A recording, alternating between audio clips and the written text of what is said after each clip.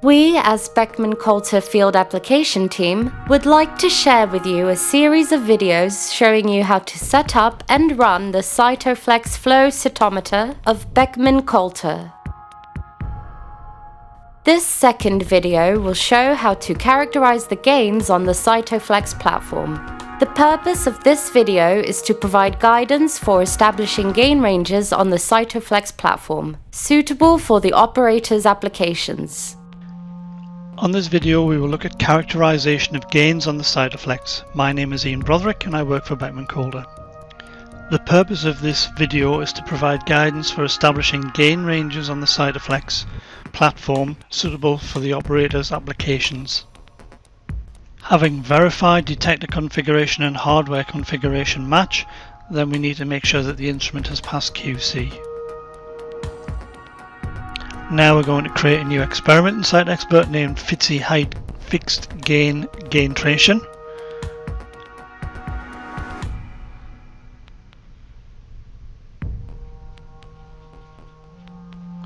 Then we'll create some plots, forward and side scatter, double discrimination plot using area and height forward scatter, and then a histogram of FITSI, which is the one that we're going to fix.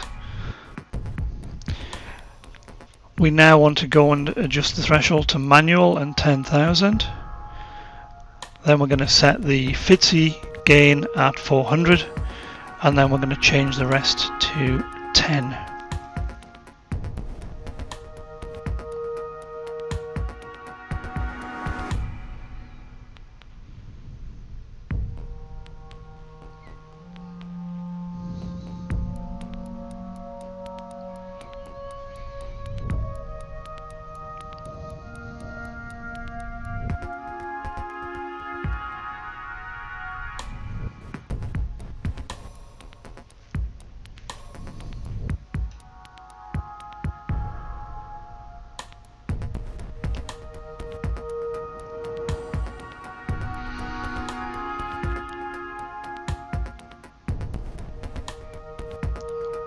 And the first tube is going to be a gain of 10 for all the other colours except FITSI.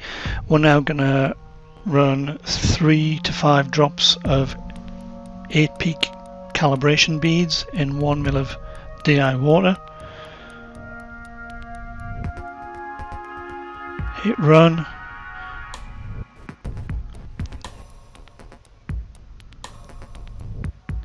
And we should begin to acquire the beads.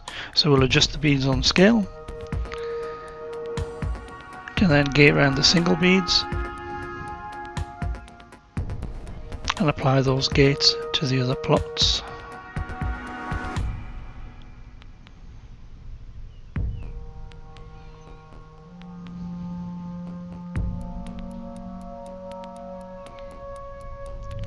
We're going to display 5,000 events, and we're going to collect 5,000 events and record.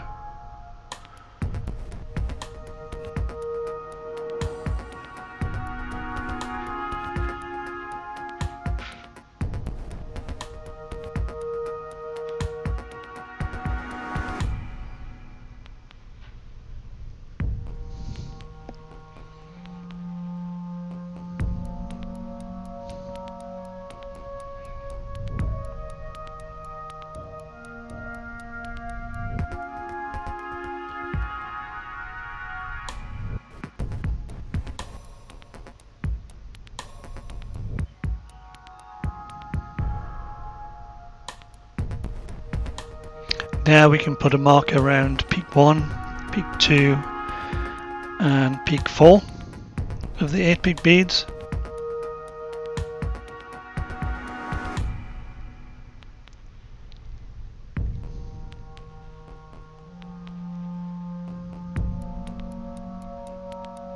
And we can now add another tube. This time we're going to increase the gain on all the other channels except FITSI up to 20.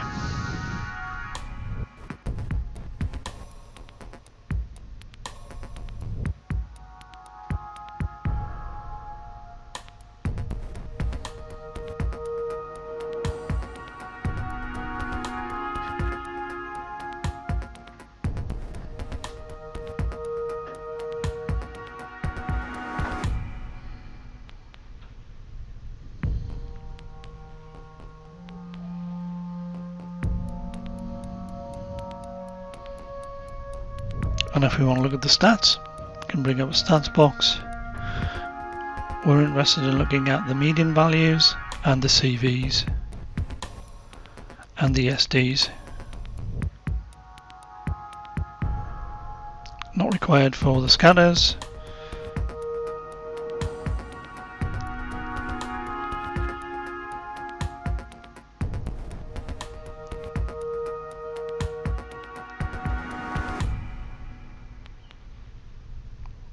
And we can create these as histograms.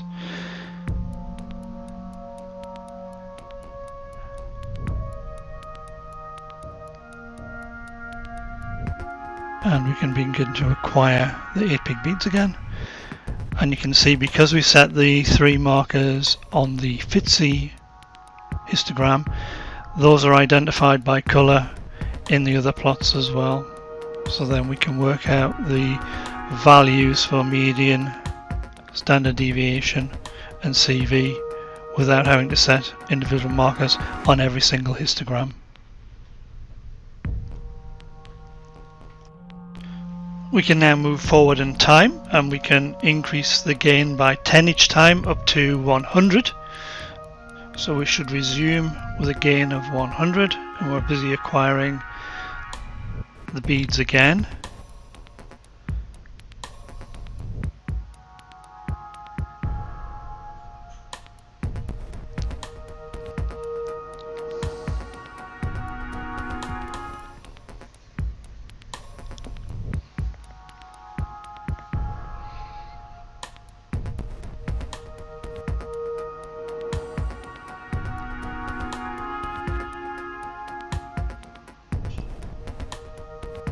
Having acquired at 100, we now increase by 100 again up to 1000.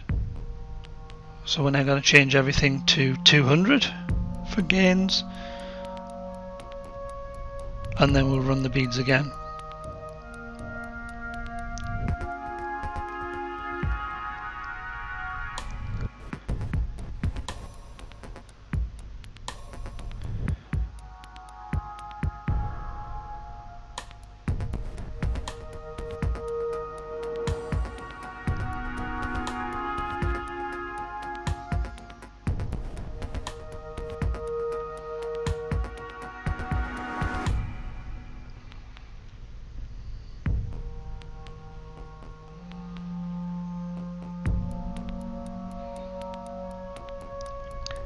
So having run the beads at 200, we can actually now do a time warp forward again up to where we reach 1000.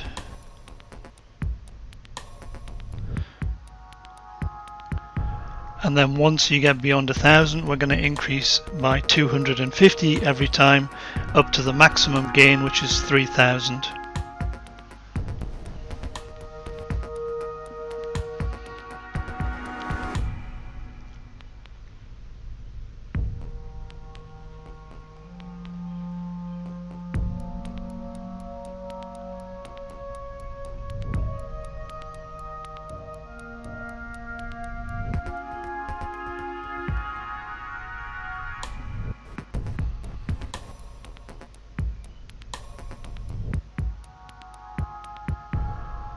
Okay, so that's the gain of 1250 saved. So again, forward in time.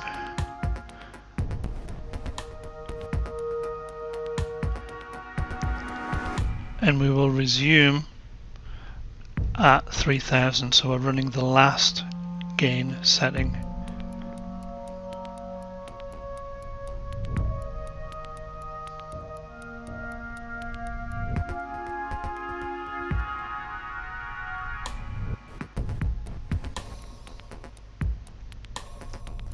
Having saved the last file, then it's worth also saving a template here, because we don't want to have to keep typing in all those values should we want to do this gain tracing again.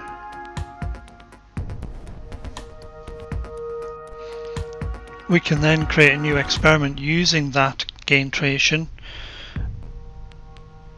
and this will allow us to now do a PE fixed gain tracing.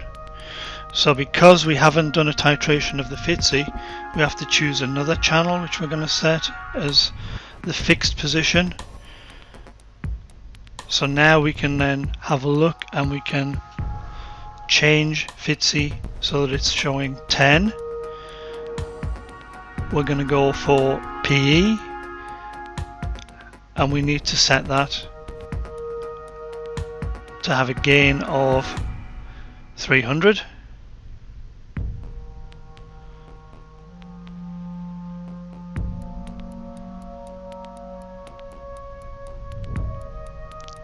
And then we can save the files again. We're only needing the data for the FTSE from all of these files, and we can then combine the FTSE data from this run with the previous experiment, which will have all the other colours.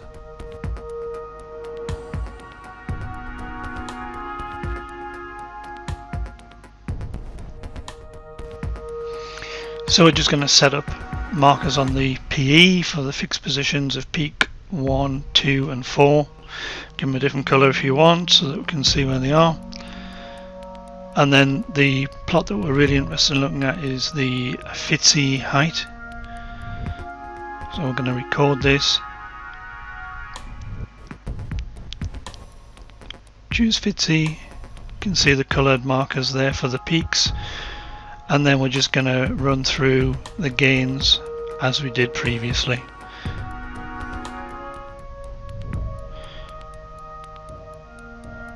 So we can time warp again from the beginning of the experiment right through to the end of the experiment. So we'll come back at a gain of 3000, having run all the values in between.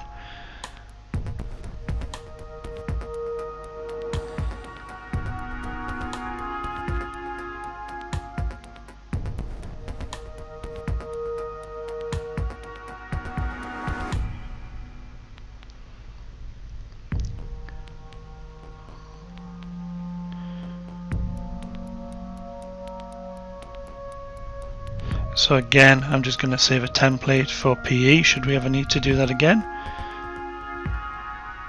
And I'm going to generate the statistics for the populations that I'm interested in looking at, P1, P2 and P3 for all tubes. And I'm interested in looking at the median, the CV and the standard deviation.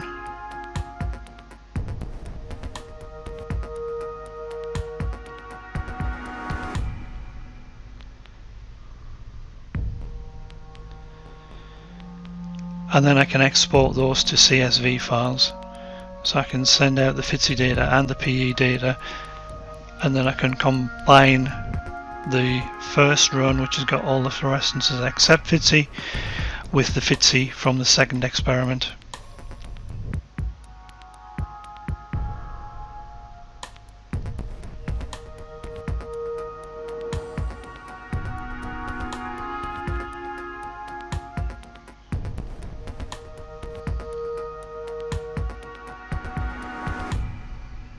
So leaving the Site Expert software, we can now go into the CSV file, read it in Excel, and you can see that we've dumped all of the data directly into the tab. We can see that we've collected median values, robust CVs and standard deviation. We could now break those out into the individual colour data.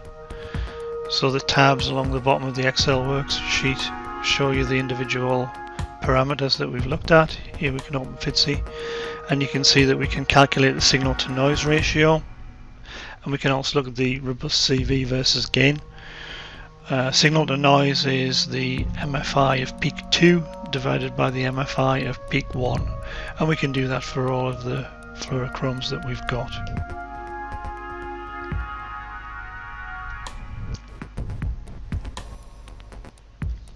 Having generated the plots for each channel, then we can determine the minimum gain required for each channel. So we can evaluate where the signal to noise and the RCV plateau respectively. Sometimes they may be different. If they are different, then we can take an average of the two gains, which is what we're doing here. If you wanted to look at the maximum gain, then really that's operator dependent, because you will be on the plateau of the curve, so then it's down to an individual operator to choose what they want for that.